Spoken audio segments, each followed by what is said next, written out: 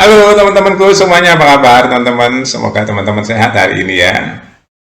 Teman-teman, ini adalah detik-detik hari menjelang hari beberapa hari ke depan ya. PSSI akan mengumumkan resmi pers conference John Hitman.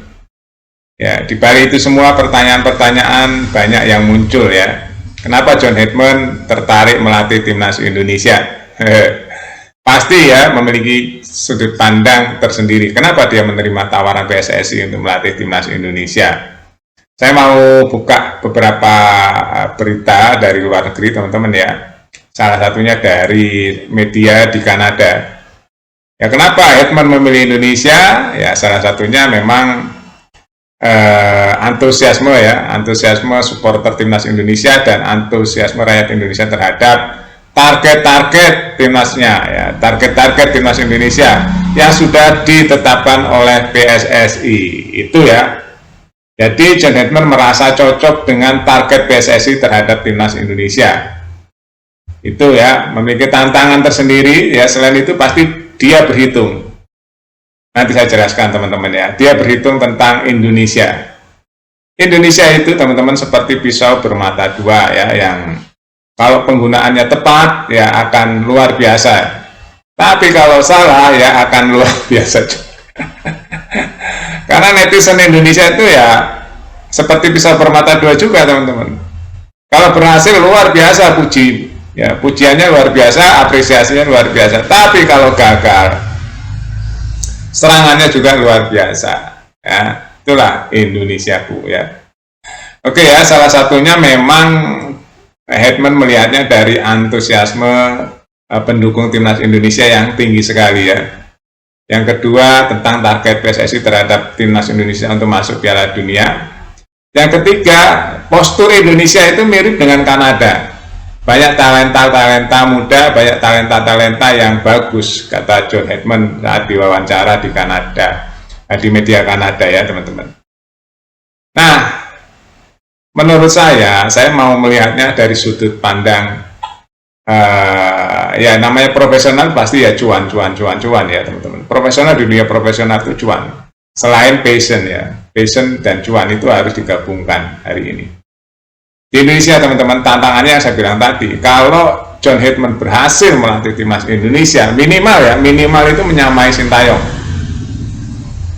Minimal ya, nggak turun, minimal menyamai Sintayong. Udah dianggap berhasil dan syukur-syukur bisa melewati.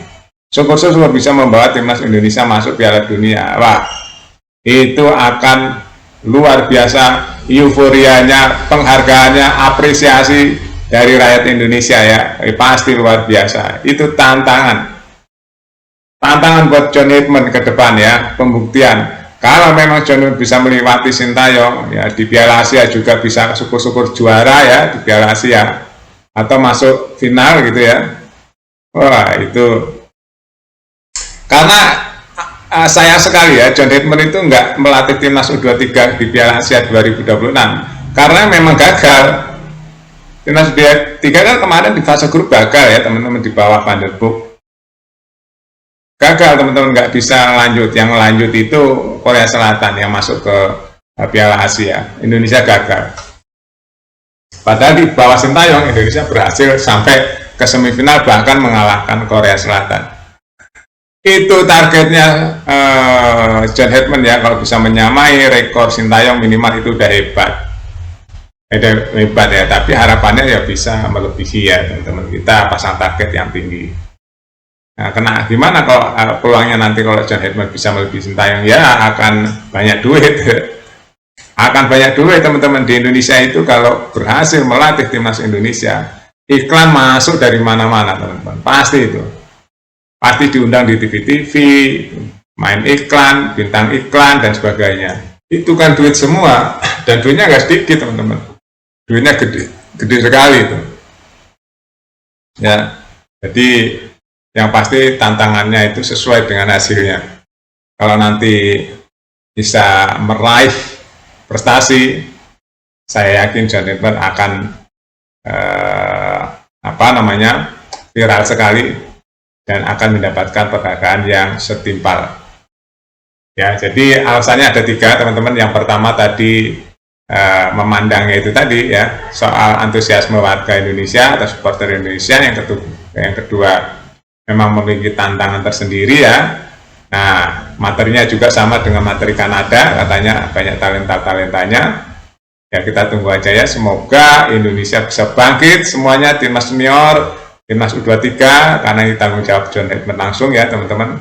Kita tunggu saja. Sayang sekali nggak ikut Piala Asia U23-nya, tapi nanti di bulan Maret akan ada FIFA Matchday. Nah, disitulah kita akan lihat bagaimana racikan dari John Edmund. Yang membedakan John Edmund hari ini adalah dia mau tinggal di Indonesia.